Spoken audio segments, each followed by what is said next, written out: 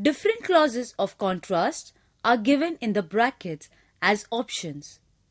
There are two types of contrast clause: those that give reasons and those that give surprising reasons.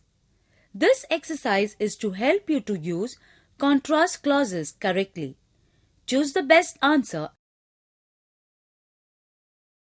I like curry even though it's sometimes a bit hot. She could sing beautifully despite being partially deaf. Although the water was cold, we all went for a swim. You can go to the park, but don't be late home. She has never been to Kerala, yet she speaks Malayalam. The fire officers managed to put the fire out in spite of the strong wind.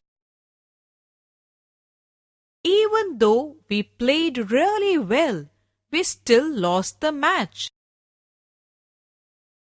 Despite being 90, my great-uncle leads a very active life. I got good marks in social science, but not such good in maths. Put the letter in your bag.